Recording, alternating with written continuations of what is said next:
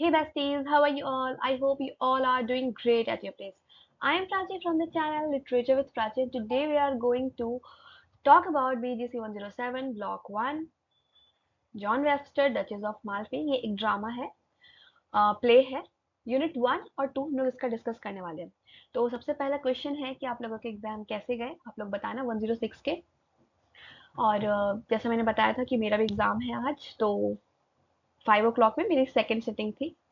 Exam खत्म हो गया, finally I am here and we have just started this session now. So let's talk about the topic of this unit. So in this unit we have only 3 topics with some subtopics, and we are going to discuss these all. Influences on Jacobian drama. तो हम लोग अब देखेंगे कि Jacobian drama पे क्या क्या influences हुए। जैकोबियन ड्रामा क्या है? तो जैकोबियन जो है वो एक एज का नाम है, और उस एज में जो भी ड्रामाज आए, प्लेस बने, उसको हम लोग जैकोबियन ड्रामा बोलते हैं। ठीक है, क्लियर हुआ? सब इसे स्टार्ट करने से पहले मैं बता देना चाहती हूँ कि हमारे जो इंपॉर्टेंट क्वेश्चन है 107 के, वो अपलोड जो है हो जाएंगे, वो शेयर हो जाएंगे पीडीएफ उसके आपके टेलीग्राम चैनल पे। आपको वहां जाना है और उसे बस पढ़ना है। ठीक है, उसमें आंसर नहीं है, वो सिर्फ क्वेश्चन है, बट वो सारे क्वेश्चन इंपॉर्टेंट है। Still don't rely on it fully. ऐसा नहीं है कि आपका ब्लॉक 4 का क्वेश्चन मैच हो गया था 106 का, तो इसका भी फुल्ली एकदम सेम क्वेश्चन आएंगे। टॉपिक इंपॉर्टेंट है, टॉपिक से क्वेश्चन आ सकते हैं कि उसमें जो भी क्वेश्चन पूछे गए हैं वो जिस भी टॉपिक से, वो टॉपिक इंपॉर्टेंट है, उस पर ध्यान देना है। आप क्या कैसे यूज करो उसे? आप ब्लॉक पढ़ो और फिर उससे क्वेश्चन बनाने का ट्राई करो।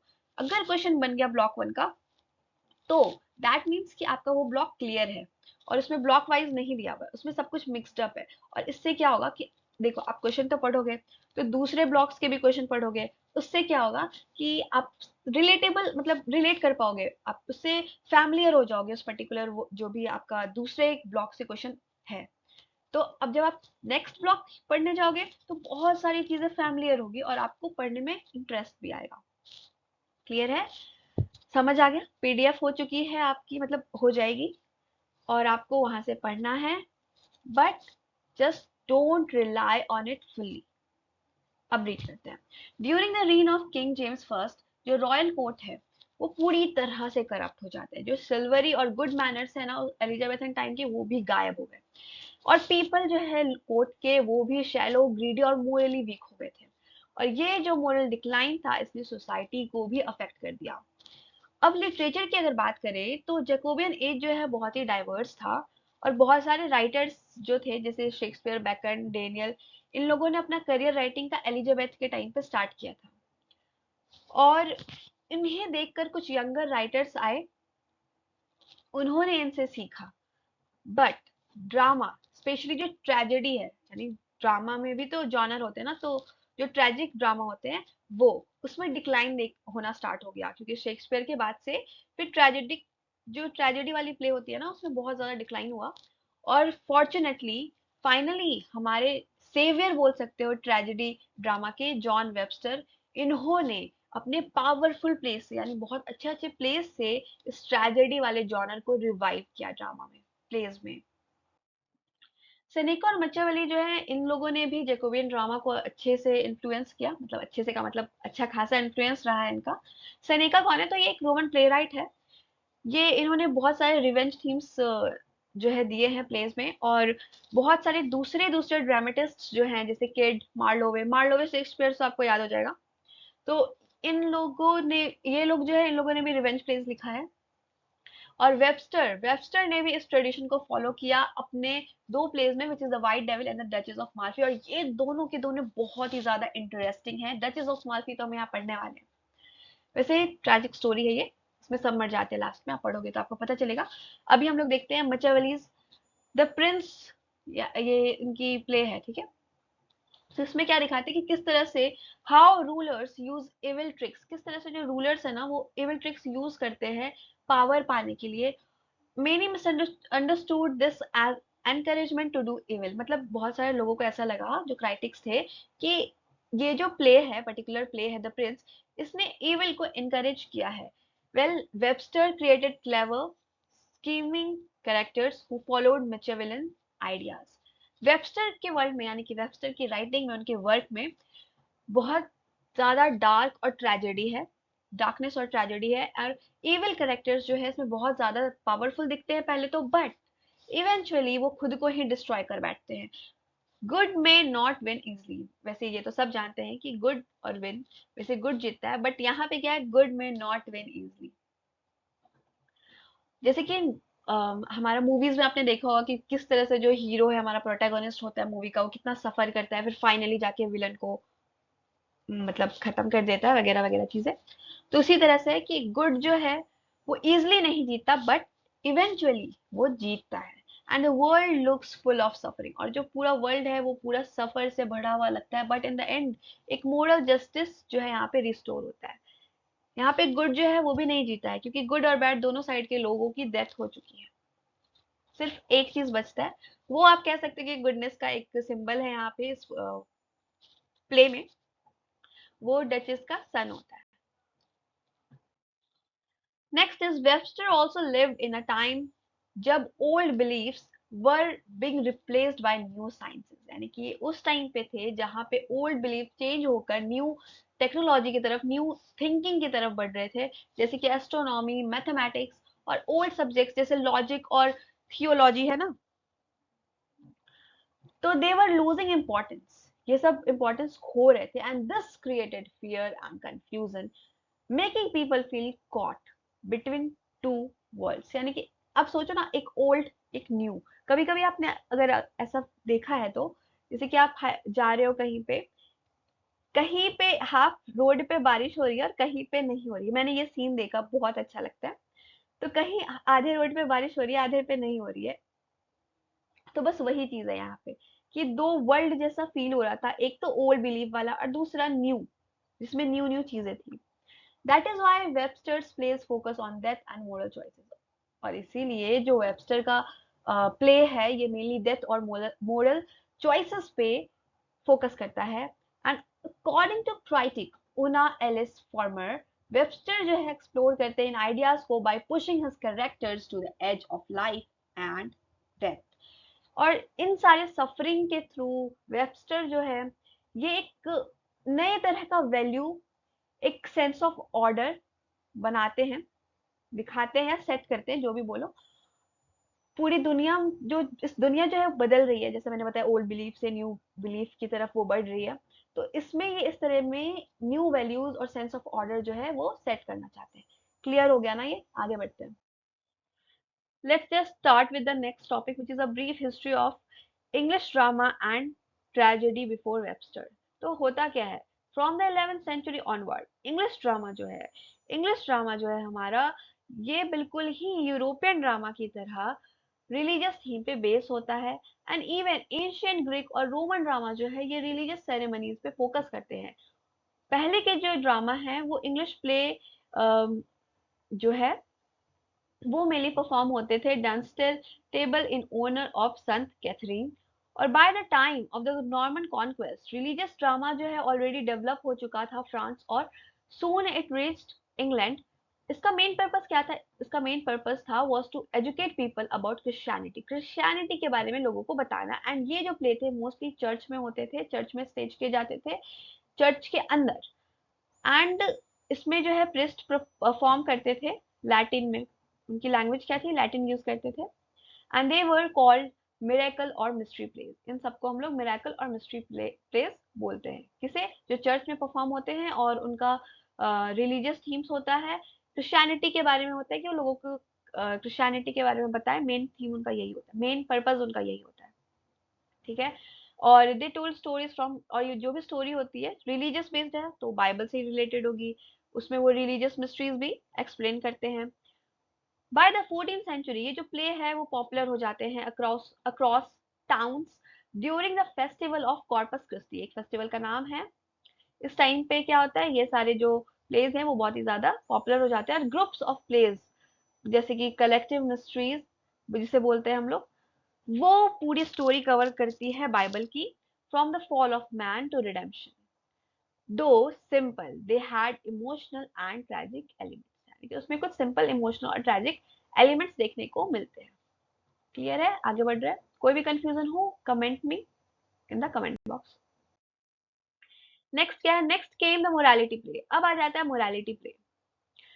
तो मिराकल प्ले की तरह नहीं होता है ये मोरालिटी प्ले। क्या होता है ये, they were not based directly on Bible, यानी मोरालिटी प्ले बाइबल से डायरेक्टली बेस्ड नहीं होता, रिलेटेड नहीं होता। इंस्टेड दे पर्सोनिफाइड आइडियाज जैसे गुडनेस, डेथ, सिन, और वो मोरल लेसन्स देता है, इसलिए इसका नाम मोरालिटी प्ले है। जो मोरल लेसन्स के बारे में जो भी प्ले कुछ बताए तो वो मोरालिटी प्ले हो गया।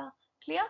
By the early 16th century morality play जो है डेवलप होता है शॉर्ट सटारिकल पीसेस में, जिसको हम लोग इंटरलूड बोलते हैं। यानी कि जब प्लेस जो है सटारिकल वे में दिखाई जाने लगी, शॉर्ट सटारिकल पीसेस में दिखाई जाने लगी, तो उसको हम लोग इंटरलूड बोलने लगे। तो interlude were often funny, interlude जो होते हैं ना फनी होते थे, एक सटायर है तो एक फनी वे में जो है उन लोगों ने एक सीरियस मैटर जो है वो सामने लाते थे अपने प्ले के थ्रू। लेस सीरियस, मतलब मैटर सीरियस है बट फनी वे में उस चीज को वो लोग प्ले में दिखा रहे हैं। They focused on social issues और the new learning of the Renaissance and Reformation, जैसे कि in the nature of the four elements, new customs and many more like this. Finally with the Renaissance English drama जो है वो और भी ज्यादा realistic plot में आने लगा, कैरेक्टर्स को और रियलिस्टिक वे में दिखाया जाने लगा। जो मोरालिटी है, the moralities personification gave way to real people with individual traits. Comedy जो है फिर वो सामने आती है अलॉन्ग साइड ट्रेजेडी के, और it created the mixed form like Tom Tyler and his wife King Cambises और King Johan, which blended morality with history और ट्रेजेडी। मुझे पता है आप लोगों को नाम नहीं याद होने वाले हैं इन सब के, अगर याद हो गए तो अच्छी बात है, बट अगर नहीं याद हो रहे हैं तो कोई बड़ी बात नहीं है, ये कोई बात नहीं, नहीं याद हो रहे तो नहीं याद हो रहे।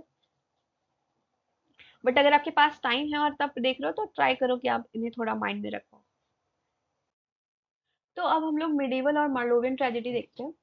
तो शेक्सपियर के पहले जो है क्रिस्टोफर मार्लोवे थे, and he was the most important dramatist. और इन्होंने चार फेमस ट्रेजेडी लिखी। पहला टम्बरलिन, डॉक्टर फॉस्टस, ये भी आप पढ़ोगे अपने, अच्छा पढ़ा होगा आपने, एक्चुअली ये फर्स्ट ईयर का है, first year 104 block first. The Jew of Malta and Edward second. वैसे मैं बता दूं ये मैग वन में, मैग फर्स्ट ईयर में जो मास्टर्स कर रहे हैं उनमें भी है फर्स्ट ब्लॉक में। It plays about a central hero who is driven by a strong desire for power, beauty और knowledge। तो हर एक प्ले का एक सेंट्रल ये हर प्ले जो है एक सेंट्रल हीरो के बारे में होता है इनका, जिसमें उसके पास कुछ पावर पाने की, बहुत ज्यादा पावर पाने की एक स्ट्रॉन्ग डिजायर होती है, और भी बहुत कुछ, नॉलेज, पावर, ब्यूटी जो भी कह लो, इन सब चीजों को पाने की बहुत ज्यादा स्ट्रॉन्ग डिजायर होती है। किसमें, जो प्रोटैगनिस्ट होता है उसमें। मिडिवल ट्रेजेडी में क्या होता है, जो हीरोज है, या जो हीरोज हैं देवर मोस्टली किंग्स और princes who fell because of fate और देयर सिन। तो ट्रेजेडी क्या होती है यहाँ पे, वो समझ लो tragedy is the downfall of the hero. मतलब ट्रेजेडी में क्या दिखाते हैं, जो किंग्स, प्रिंसेस, प्रिंस जो होते हैं उन लोगों का डाउनफॉल दिखाया जाता है, दैट्स इट। हाँ, तो वो who fell because of fate और देयर सिन, मतलब अपनी सिन की वजह से, अपनी पाप या गलती जो भी बोलो, और अपने फेट की वजह से जो है उनका डाउनफॉल होता है। बट मार्लोवे का जो ट्रेजेडी है ये अलग ही है। It is about one strong individual and his personal ambitions. ये जो है ये एक स्ट्रॉन्ग इंडिविजुअल के बारे में है और उसके पर्सनल एम्बिशंस के बारे में है। ये इंट्रोड्यूस करता है द आइडिया ऑफ कॉन्फ्लिक्ट और स्ट्रगल इन ट्रेजेडी। वैसे ये बहुत सारे ट्रेजेडी में होता है। This made tragedy less about moral lessons and more about human Dzire, यानी कि जो ट्रेजेडी है उस वो मोरल लेसन से ज्यादा ह्यूमन डिजायर पे फोकस करती है। मार्लोवे, मार्लो जो है, Marlowe also improve the language of English drama, यानी इंग्लिश ड्रामा की जो लैंग्वेज में जो इम्प्रूवमेंट दिखी है वो मार्लोवे की वजह से है। इन्होंने जो है ब्लैंक वर्स जो है इंट्रोड्यूस कराया इंग्लिश ड्रामा में, अनराइम्ड पोएट्री जिसे हम लोग कहते हैं। ये प्ले को और भी ज्यादा नेचुरल और ग्रैंड साउंड कराती है। And this was a big influence on Shakespeare to. इस चीज का शेक्सपियर पे भी बड़ा इन्फ्लुएंस हुआ।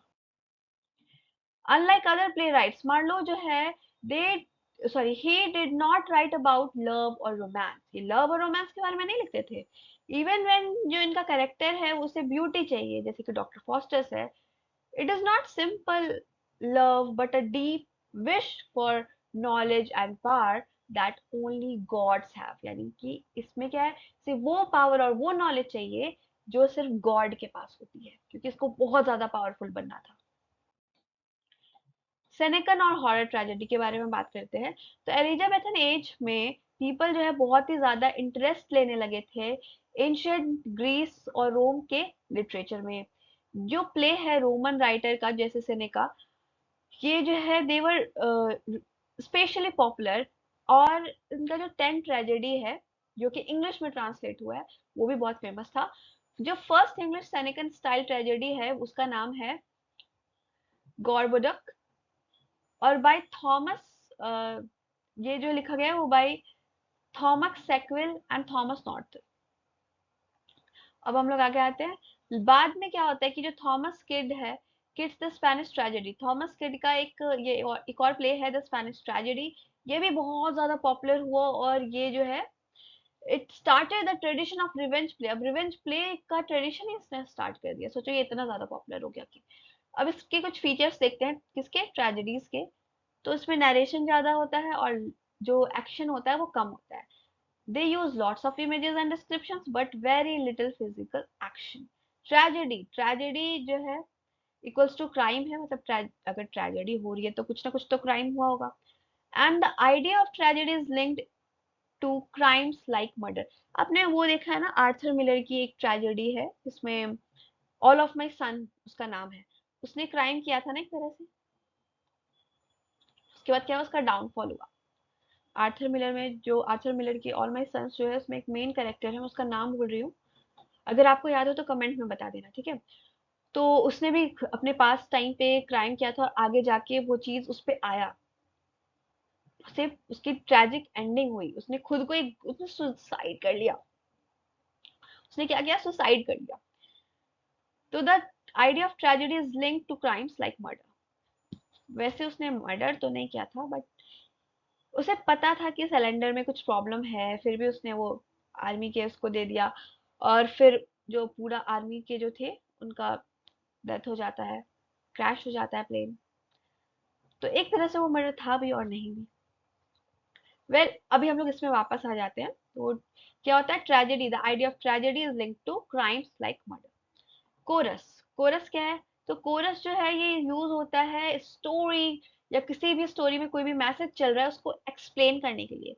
इसमें कोई भी कॉमिक रिलीफ नहीं दिखेगा आपको, टोन बहुत सीरियस होता है, डार्क, और थ्रू आउट द प्ले ये डार्क ही और सीरियस ही रहता है। थीम ऑफ रिवेंज, रिवेंज का थीम के बारे में बात करें तो मेन रीजन होता है क्राइम का रिवेंज, यानी अगर कोई भी क्राइम दिख रही है आपको ट्रेजेडीज में तो वो रिवेंज होता है। रिवेंज प्ले की बात हो रही है यहाँ पे, ठीक है। By the end there is retribution और डिवाइन पनिशमेंट फॉर क्रिमिनल। आगे बढ़ते हैं अब। Shakespearean tragedy, Shakespeare wrote many plays with tragic endings, but इसमें से जो चार हैं which is Othello, Hamlet, King Lear and Macbeth, ये जो है ये सबसे ज्यादा ट्रेजिक और प्योर ट्रेजेडीज है। एंड दे स्टैंड अमंग, देखो यहाँ पे ना प्योर ट्रेजेडीज है, and they stand among the greatest tragedies in world literature. और दोनों ही एंशियंट और मॉडर्न टाइम के लिए ये जो ट्रेजेडीज है ना बहुत ही ज्यादा अच्छी मानी जाती है। गोट बोलते हो ना, greatest, greatest of all the time, बस वही है ये, समझ लो। In Shakespearean tragedy, the hero suffering and downfall come not because of fate or some outside force but due to the hero's own tragic flaw। यानी Shakespearean tragedy जो होती थी उसमें क्या होता है कि जो हीरो की सफरिंग या डाउनफॉल है ना वो किसी और की गलती या फिर फेट की गलती नहीं होती है, बल्कि हीरो ने अपने पास्ट टाइम कुछ गलती की होती है, खुद के ट्रेजिक फ्लॉ, खुद के वीकनेसेस की वजह से उसकी ट्रेजिक एंडिंग होती है। और this flaw causes them to make serious mistakes. और ये जो उनकी वीकनेस है उसकी वजह से वो गलती करते हैं, सीरियस मिस्टेक करते हैं, जो उनके डिस्ट्रक्शन की तरफ उन्हें ले जाता है। किन्हें ले जाता है, प्रोटैगोनिस्ट को ले जाता है ऑफ कोर्स। हेंस जो Shakespeare's tragedy is called the apotheosis of the human spirit. तो हेंस जो है जो शेक्सपियर ट्रेजेडी है इसको हम लोग apotheosis of the human spirit कहते हैं, और it celebrates the greatness of humanity even hero का डाउनफॉल हो रहा है। ऑल दो इनका जो प्ले है ये डील करता है सीरियस थीम से, ये कभी भी इंटायरली ग्लूमी नहीं होता। Instead they have the power of to soothe, strengthen और इंस्पायर। शेक्सपियर जो है इन्होंने जो है अपने ड्रामास में सुपर एलिमेंट्स का भी यूज किया है, घोस्ट विचेस, जैसे हैमलेट उसका एग्जांपल है, which connect closely to the character and plot. तो unlike traditional notions of poetic justice where good is rewarded and the evil punished, यानी कि जो ट्रेडिशनल नोशन था पोएटिक जस्टिस का, उसमें क्या होता है कि हमेशा जो गुड है उसे रिवॉर्ड मिलता है, एविल को पनिश किया जाता है। तो शेक्सपियन ट्रेजेडी में क्या है, ये हमेशा फॉलो नहीं होता ये pattern. The same is true for the letter play right John Webster, who inherited Shakespeare's tradition and developed it into his own style of tragedy। यानी कि वेबस्टर जो है वो शेक्सपियर से कुछ ज्यादा इन्फ्लुएंस हो चुके थे। Webster's tragedies became some of the most important and admired pledge after Shakespeare's time, यानी शेक्सपियर के टाइम के बाद जो वेबस्टर है उनके ट्रेजेडी को बहुत अच्छा माना जाता है। अब जॉन वेबस्टर के बारे में एक छोटी सी बायोग्राफी देख लेते हैं। इनकी लिटरेरी अचीवमेंट क्या है, तो literary achievements of John Webster and his age and influences. तो जॉन वेबस्टर जो है he is one of the greatest dramatist of Elizabethan age after Shakespeare. Shakespeare के बाद एलिजाबेथन एज के जॉन वेबस्टर ही हैं जो कि ग्रेटेस्ट ड्रामेटिस्ट में आते हैं। और भी है, ऐसा नहीं है, वन ऑफ द ग्रेटेस्ट मतलब और भी है, उनमें से ये एक है। Very little is known about his personal life, मतलब उनके पर्सनल लाइफ के बारे में बहुत ज्यादा नॉलेज नहीं है किसी को, नॉलेज मतलब इंफॉर्मेशन नहीं है। But it is believe that कि इनका जो बर्थ है वो 1517 से 1580 के बीच में हुआ। Through out his career he wrote only a few pledge, मतलब जब इनका राइटिंग करियर चल रहा होता है तो इन्होंने बहुत ही कम प्लेस लिखे, येट इन्होंने बहुत सारा जो earn him a place among the most celebrated play rights of his time, यानी बहुत कम प्ले लिखकर भी इन्होंने बहुत ज्यादा अचीवमेंट जो है वो अचीव कर ली। अब इनके पहले का करियर देखते हैं। तो in his early years Webster जो है ज्यादातर जो काम है इनका वो ड्रामेटिस्ट के साथ होता था, जैसे Dekker, Heywood, Middleton, Marston, and he collaborated on plays जैसे कि Caesar's fall, the two harpies and Lady Jane, westward, northward ho, बहुत सारा। ग्रेटेस्ट अचीवमेंट क्या है इनका, वेबस्टर जो है बहुत फेमस प्लेज इन्होंने प्रोड्यूस किए थे, जैसे कि the white devil, the Duchess of Malfi. Duchess of Malfi का देखो यहाँ डेट है 1614, तो ये याद रखने का ट्राई करना अगर होता है तो। जो जो दोनों ही प्ले है जो भी हम लोगों ने पढ़ा, तो जो दोनों ही प्ले है द डेविल्स लॉ केस और the next one is what's that, sorry, the white devil and the next one is duchess of Malfi. तो ये दोनों की जो थीम है इसमें एविल, सिन, रिवेंज और करप्शन जो है उसे एक्सप्लोर किया है। And his style is very different from Shakespeare. तो इसका जो इनका जो स्टाइल है वो शेक्सपियर से काफी अलग है। And according to critics like Bogard and Legouis, Shakespearean tragedy जो है वो पर्सनल और यूनिवर्सल है, बट वेबस्टर की ट्रेजेडी जो है वो मेनली फोकस करती है social operation and the deliberate choices of evil character. तो David Cecil points out that कि जो वेबस्टर का व्यू है लाइफ को लेकर, it is shaped by the Christian idea that sin is a willful act that brings suffering। and later जो year है, मतलब क्या समझ में आया कि जो sin है वो क्रिश्चियन आइडिया है को वो फॉलो करते थे अपने ड्रामा में। वो मतलब उनका जो ड्रामा था ना, उनका जो प्ले था उसमें ये चीज पता चलती थी। ठीक है, तो जो सिन है वो विलफुल एक्ट है अपने सफरिंग के लिए, यानी कि अगर आपको सफर करना है तो आप कोई भी सिन कर लो, आप आगे जाके उसको लेकर सफर करोगे, प्रॉब्लम फेस करोगे। लेटर ईयर्स क्या होता है, तो इनका जो फाइनल ईयर होता है, वेबस्टर ने प्ले लिखा है द डेविल्स लॉ केस, देखो मैं इसका ही नाम बोल रही थी अभी थोड़ी देर पहले, एपियस and Virginia and a cure for a cold, but none reached the greatness of the White Devil and the Duchess of Malfi। और ये जो दो दूसरे प्ले हैं इस टाइम के, that are the Guise and the late murder of the son upon the mother are now lost. ये दोनों खो चुके हैं, तो इसको उतना याद करने का जरूरत नहीं है, बस इतना करना कि दो और भी दो प्ले हैं जो कहीं खो गए हैं, या फिर नहीं भी लिखोगे तो चलेगा। द स्टाइल एंड इन्फ्लुएंस, तो वेबस्टर का जो प्ले है, it often shows the darkness corruption side of human society, यानी सोसाइटी में जितना भी करप्शन चल रहा है, डार्कनेस है, वो सब दिखाते हैं वेबस्टर अपने प्ले में।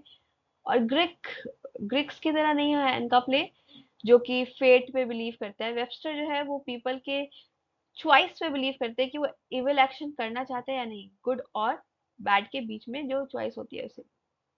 और इनका जो प्ले है ये हाईलाइट करता है स्ट्रगल को गॉड और इविल के बीच में, गुड और इविल, गॉड मैं क्यों बोल रही हूँ उसे, गुड और इविल के बीच में, and give a strong moral message. और फिर बाद में एक स्ट्रॉन्ग मोरल मैसेज मिलता है हमें इनके प्ले के थ्रू। आगे बढ़ते हैं। तो हमारा यूनिट 1 अब खत्म हो जाता है, यूनिट 2 यहाँ से स्टार्ट होता है। तो इसमें टोटल कितने टॉपिक है हमारे पास यूनिट 2 में? तो यूनिट 2 में हमारे पास टोटल 6 टॉपिक्स हैं, और 6th वाले में बहुत सारे सब टॉपिक्स दिए हुए हैं जिसे हम लोग डिस्कस करने वाले हैं। तो हमारा नेक्स्ट टॉपिक है John Webster's concept of tragedy and his contribution to the tradition of revenge place. तो जॉन वेबस्टर जो है एक बहुत ही इंपॉर्टेंट ट्रेजिक प्ले राइट है, जैकोबियन एज के, जैकोबियन इरा के, और इनका दो फेमस ट्रेजेडी है which is the white devil and the Duchess of Malfi. His concept of tragedy, तो अकॉर्डिंग टू वेबस्टर ट्रेजेडी जो होती थी वो क्या थी, अपने प्ले में वो ट्रेजेडी को कैसे दिखाते थे। तो वेबस्टर जो थे, ही was influenced by the dark and gloomy atmosphere of his time, यानी उनके अराउंड, उनके सराउंड क्या था, उनके अराउंड किस तरह के इन्वायरमेंट में वो रह रहे थे, जहाँ पे ग्रीडी लोग हैं, जो कोर्ट है वो करप्ट हो चुका है, यही सब था ना वहाँ पे। तो उनके जो राइटिंग थी उसमें हमें ये सब चीजें देखने को मिलती थी। शेक्सपियर जो है, शेक्सपियर के प्ले की तरह वेबस्टर के कैरेक्टर नहीं होते थे। वेबस्टर के कैरेक्टर जो है वो ट्रेजेडी फेस करते थे इविल सोसाइटी और करप्ट पीपल के लोगों की वजह से। मतलब क्या, देखो जो शेक्सपियर है उनके स्टोरीज में जो कैरेक्टर है, मेन कैरेक्टर, उसका ट्रेजिक एंडिंग कैसे होता था, उसका जो रीजन होता था या तो फेट होता था, या तो उनके पास टाइम का कोई गलती होता था। बट जो वेबस्टर के कैरेक्टर है ये ट्रेजेडी फेस करता है बिकॉज ऑफ सोसाइटी, जो इविल सोसाइटी है, जो करप्ट लोग हैं उनकी वजह से। ऑफ कोर्स उनके सराउंडिंग्स में करप्शन चल रहा था, है ना। His pledge show a world full of fear, इनका जो प्ले है वेबस्टर का, उसमें एक ऐसी दुनिया दिखाई जाती थी जो भरी हुई थी डर, क्रूअल्टी और इनह्यूमैनिटी से। वेबस्टर जो है ज्यादा फोकस करते थे स्टोरीज और एक्शन पे rather than on creating deep inner struggles for his characters. इनका कंट्रीब्यूशन क्या है रहा है रिवेंज प्लेस में? तो Webster he was influenced by Seneca और earlier Elizabethan revenge plays and Machiavelli's ideas of power and cruelty. तो इसमें आप देख रहे हैं इसमें बहुत सारी चीजें जो है, यहाँ पे बहुत सारी टाइप्स जो है, बहुत सारे प्लेस जो है, इन सबसे इन्फ्लुएंस हुए थे वेबस्टर और फिर अपने प्लेस में उसे दिखाते थे। But Webster change the revenge play tradition by making the victims more sympathetic than the Avengers. He showed that revenge जो है वो आता है एविल कैरेक्टर से, लाइक फर्डिनेंड एंड द कैर्डिनल, जो हम लोग आगे स्टोरी पढ़ेंगे तो हमें पता चलेगा। और इनका जो प्ले था ये हाईलाइट करता था सोशल एवल्स को, जैसे ऑपरेशन वगैरह हो गया। डिफरेंस देखते हैं कि शेक्सपियर की राइटिंग से जो प्ले था वो वेबस्टर का राइटिंग कैसे अलग था। तो Shakespeare's tragedy focus on a single great tragic hero with a fatal flaw, यानी कि जो शेक्सपियर है उनकी ट्रेजेडी जो है मेनली एक पर्टिकुलर ट्रैजिक हीरो पे फोकस करती थी, सिंगल यानी एक, सिर्फ एक उस पे ही, ठीक है, विद अ फैटल फ्लॉ। और जैसे इसका एग्जांपल है हेमलेट और मैकबेथ। वेबस्टर का जो प्ले है इसका कोई एक ट्रैजिक हीरो नहीं था, बहुत सारे थे। आप नहीं कह सकते कि हाँ बस यही इंसान है जो उसमें ट्रैजिक हीरो है, इसके साथ ही सब कुछ बुरा हुआ। जैसे जो आप डचेस ऑफ माल्फी देखोगे तो उसमें सारे कैरेक्टर्स मर जाते हैं लास्ट में, बस एक जो है डचेस का वो सन बचता है, बाकी सारे मर जाते हैं। और सबके अपने अपने लाइफ के एक बैकग्राउंड होती है, एक बैकग्राउंड स्टोरी होती है। Webster's character are more like examples of societies cruelty, not great heroes. तो स्ट्रक्चरल वीकनेस क्या है इनका? तो वेबस्टर का जो प्ले है समटाइम्स इसमें कुछ प्रॉब्लम होती है प्लॉट स्ट्रक्चर के साथ, ठीक है। क्राइटिक्स कहते हैं कि डचेस जब मर जाती है, तो डच मतलब ये जो स्टोरी हम लोग पढ़ेंगे डचेस ऑफ माल्फी में, तो उसमें डचेस लास्ट में मर जाती है। तो ये जो प्ले है उसको कम इंटरेस्टिंग बनाता है, यानी कि वो चाहते हैं, जो क्राइटिक्स है वो चाहते हैं कि जो मेन कैरेक्टर जिसमें बताया गया है इस प्ले में, डचेस, उसे अलाइव रखा जाए। John Webster's contribution. अब नेक्स्ट टॉपिक है जॉन वेबस्टर का कंट्रीब्यूशन। तो जॉन वेबस्टर जो है यहाँ पे एक इम्पॉर्टेंट प्लेस जो है होल्ड कर रहे हैं इंग्लिश रिवेंज प्ले के ट्रेडिशन में।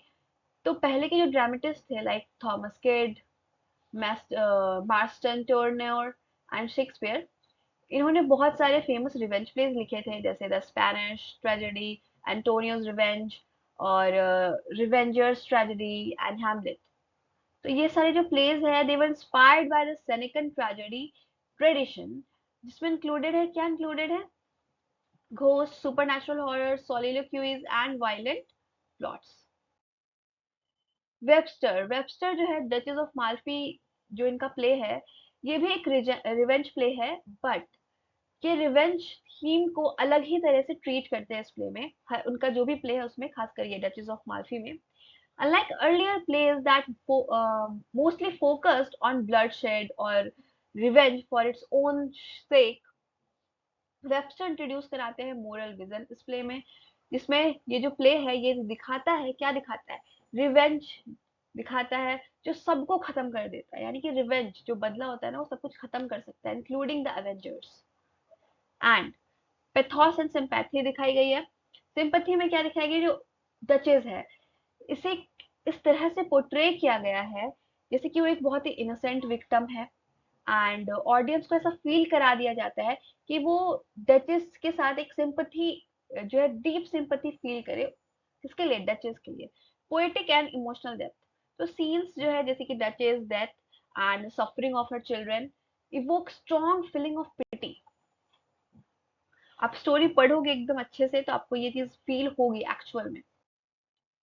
Next is Webster also uses horror and terror. तो वेबस्टर जो है अपने प्ले में हॉरर और टेरर का भी इन्होंने यूज किया है, जैसे कि madman, sculls, ghosts, like Seneca, but these elements serve a higher purpose to support the tragic and poetic atmosphere, यानी कि ये और हेल्प करता है, इस चीज इन चीजों का एक पर्पस है, एक अच्छा खासा हायर पर्पस है क्या करने का, ये जो ट्रैजिक और पोएटिक एटमॉस्फेयर है उसको सपोर्ट करे और भी अच्छा रिवेंज प्ले को बनाने में हेल्प करे, unlike earlier revenge plays which are mostly about cruelty और रिवेंज।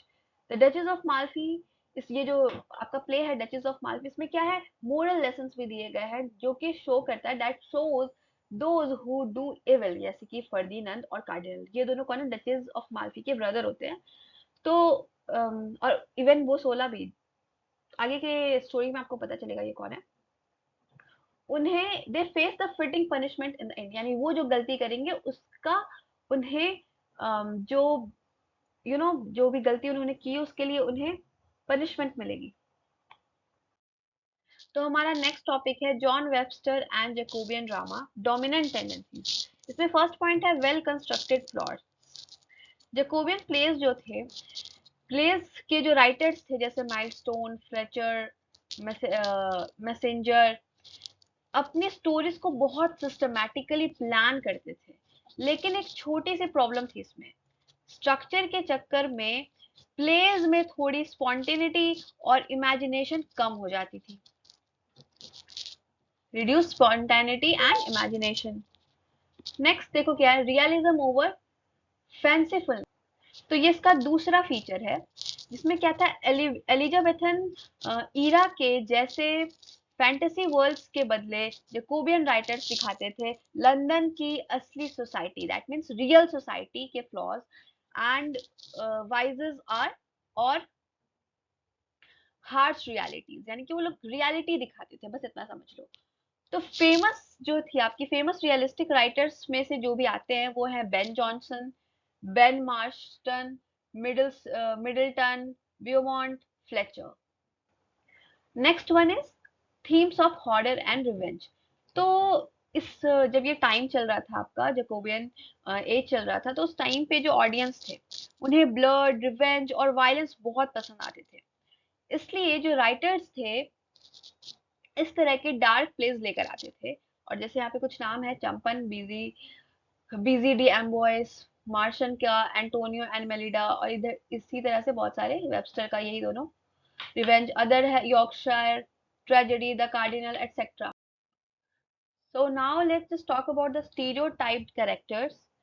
तो जैकोबियन प्लेज में यूनिक या ओरिजिनल कैरेक्टर से ज्यादा स्टॉक कैरेक्टर्स दिखते हैं, जैसे कि लस्टफुल हो गए, टायरेंट्स हो गए, पावर हंग्री हंग्री मुनाक्स हो गए, ये सब. और हाँ, एलिजाबेथन ईरा के फनी कॉमिक क्लाउन्स, वो तो बिल्कुल ही मतलब डिसअपियर हो गए थे. अब आ जाते हैं next one, which is foreign settings. तो जो जैकोबियन राइटर्स थे, वो अपनी स्टोरीज को क्या करते थे, ज्यादातर इटली, स्पेन या फ्रांस की स्टोरीज से लेते थे, ठीक है, मतलब उससे थोड़ा मिला जुला बनाते थे. फ्रांस की स्टोरीज से कोई समझ लो वो अपने में पूरी तरह से अपने प्ले में यूज करते थे. दैट मीन्स कि उनके प्लेस का जो बैकग्राउंड था, वो इंग्लिश हिस्ट्री से ज्यादा यूरोपियन कंट्रीज होता था. और हाँ, जॉन वेबस्टर के famous place which is the white devil और द डचेस ऑफ माल्फी भी इटालियन बैकग्राउंड पर सेट है. So now we are going to talk about John Webster's satire. So John Webster's play are full of sharp observation, life, society और human nature के बारे में. और ये mostly use करते थे satirical remarks को क्या करने के लिए, हाईलाइट करने के लिए किंग्स, नोबल्स और ऑर्डिनरी पीपल के फ्लॉज को. और वो सबसे ज्यादा state craft, nobility, virtue, women और एडवर्सिटी पर कमेंट किया करते थे. And his satire reflects the changing times, the old world dying and the new one being born. यानी कि उनके सटायर्स में आपको दिख जाता था कि जो टाइम उस टाइम पे चेंज आ रहे थे, जहाँ पे ओल्ड चीजें चेंज होकर न्यू चीजों में कन्वर्ट होती, ओल्ड से न्यू आइडियाज में लोग जा रहे थे. So Webster admires resolution and integrity most of all. And according to him, whether a character is good or evil doesn't matter as much as being true to oneself. So now let's move further. तो next है John Webster's pessimism and morbidity. तो इसमें क्या होता है कि literature reflects the as in which it is written. देखो, अगर मैं पढ़ूंगी और फिर उसको एक्सप्लेन करूंगी ना, तो ज्यादा टाइम लगेगा. मैं डायरेक्टली एक्सप्लेन कर देती हूँ, ठीक है, आप इसको खुद से रीड कर लेना. जब मैं पीडीएफ शेयर करूंगी ना उस पे, टेलीग्राम पे, तो आप उस पे रीड कर लेना, ठीक है. बात एक ही है, बस उसको पढ़ना और उसको एक्सप्लेन जो है मैं बस कर दूंगी, पढ़ना आप खुद से इसे. तो देखो क्या है कि लिटरेचर जो है हमेशा से ही अपने टाइम का रिफ्लेक्शन होता है ना, रिफ्लेक्शन रहा है. और वेबस्टर के टाइम में जो ओल्ड बिलीफ्स थे वो खत्म हो रहे थे, पर नए बिलीफ्स पूरी तरह से स्टेब्लिश नहीं हुए थे स्टिल, मतलब वो लोग बीच में थे. इस तरह से लोगों के अंदर एक कॉन्फ्लिक्ट, सैडनेस और पेसिमिज्म पूरी तरह से भर चुका था. और ये चीज वेबस्टर के प्लेस में क्लियरली हमें दिखाई देती है ना. यस. तो अब अगर वेबस्टर की बात करें, तो वेबस्टर जो है, वेबस्टर जो खुद है इस दो वर्ल्ड में, ये जो दो वर्ल्ड है उसमें फंस चुके थे, उसके बीच फंस चुके थे. एक दुनिया, दैट मीन्स एक वर्ल्ड जो खत्म हो रही थी, ओल्ड आइडियाज वगैरह, और एक न्यू वर्ल्ड जो अभी स्टार्ट भी नहीं हुई थी. इसीलिए जो उनके प्लेज है उसमें हमें एक डार्क, ग्लूमी और होपलेस टोन हमेशा देखने को मिलता है ना. होपलेस टोन हमेशा देखने को मिलता है. एंड साथ साथ उसमें थोड़े बहुत लाइट के मोमेंट, यानी कि थोड़ी बोलते हैं ना होप वाली, वो मोमेंट भी देखने को मिलता है. बट ज्यादा जो है वो कौन से सीन होते हैं, सैड वाले, डार्कनेस वाले, ऐसे. आई होप ये क्लियर हो रहा है, ठीक है. आगे बढ़ती हूँ मैं तो फिर यहाँ से. तो देखो, in the Duchess of Malfi जो वेबस्टर का कैरेक्टर है, वो सोला कैरेक्टर है द डचेस ऑफ माल्फी में. ये बहुत सारे लाइंस बोलता है which shows the darkness, the dark view of life. For example, कि जो हमारी बॉडी है, our bodies are weak and fragile like paper cages that use to trap flies. यानी हमारा जो बॉडी है वो पेपर के एक केज के जैसा है, एंड जिसमें जो छोटी छोटी जो मक्खियां हैं, फ्लाइज हैं, बंद हो जाती हैं. फिर नेक्स्ट है the world is gloomy and like a deep dark pit. ये सब उसके एग्जांपल दिए हुए, जैसे कि ये जो दुनिया है वो एक बहुत ज्यादा डार्कनेस में है, गहरी अंधेरी खाई जैसी लगती है. एंड बहुत सारा इस टाइप का चीजें यहाँ पे मेंशन है, ठीक है, इसे आप पढ़ लेना। John Webster and the decline of drama, हम लोग अब इसे देखेंगे, क्या देखेंगे कि किस तरह से जॉन वेबस्टर और जो ड्रामा का किस तरह से डिक्लाइन हुआ, और जॉन वेबस्टर के बारे में कि वो कैसे इससे रिलेटेड है। Okay, so let's just read. After Shakespeare, English drama lost its natural appeal and depth. अच्छा, मैं इसे एक्सप्लेन कर रही हूँ ना, बस एक्सप्लेन कर दे रही हूँ मैं, आप रीड कर लेना, ठीक है। तो इस शेक्सपियर के बाद जो है इंग्लिश ड्रामा अपनी एक नेचुरल अपील और डेप्थ जो है वो खोने लगता है। जैकोबियन पीरियड के प्लेस शेक्सपियरियन ड्रामा के लेवल तक पहुंच नहीं पाए, क्योंकि जो राइटर्स है वो ज्यादा ध्यान सेंसेशनल प्लॉट और एब्सर्ड कैरेक्टर पर देते थे, और इसी रीजन से जो प्लेस के अंदर वो जो बैलेंस चला गया था जो आर्ट और रियलिज्म के बीच होना चाहिए। क्लियर हुआ?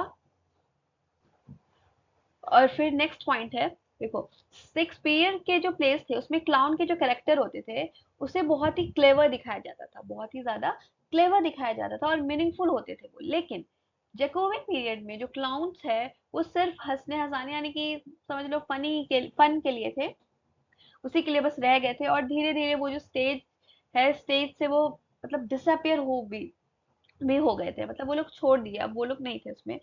And critic Logos observes that Jacobean dramatists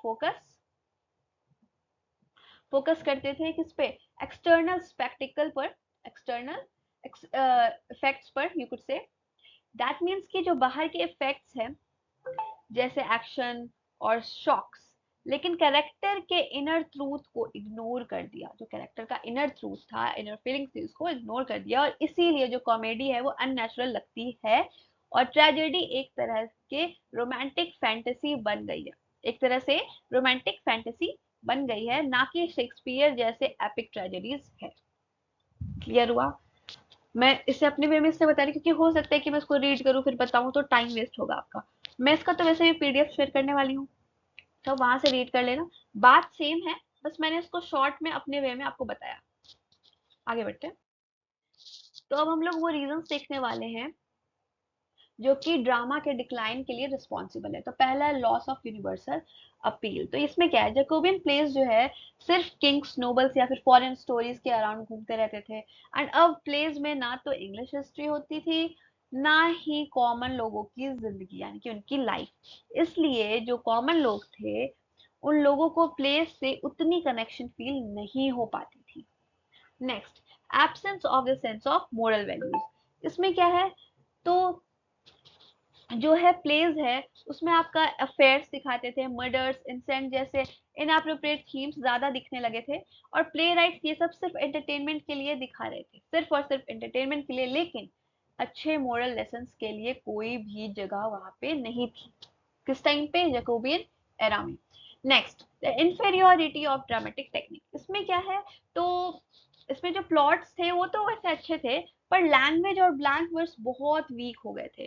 writers जैसे मार्लो एंड शेक्सपियर के जैसे पावरफुल स्टाइल को मैच नहीं कर पा रहे थे। कैरेक्टर्स की अगर बात करें हम, तो कैरेक्टर्स जो थे वो स्टीरियोटाइप थे।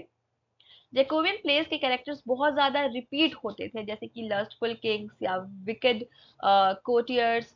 ये कैरेक्टर्स ना तो रियलिस्टिक थे, ना उसमें कुछ भी मतलब वो रियलिस्टिक थे ही नहीं, ना ही उसमें कोई डेप्थ या लाइफ थी, वो बस ऐसे ही थे। नेक्स्ट है आपका Puritan opposition to drama and other factors. तो इसमें क्या है, इसमें देखो जो पुरिटन्स थे, पुरिटन्स को ड्रामा सिंफुल लगता था, पुरिटन्स को ड्रामा क्या लगता था, सिंफुल लगता था।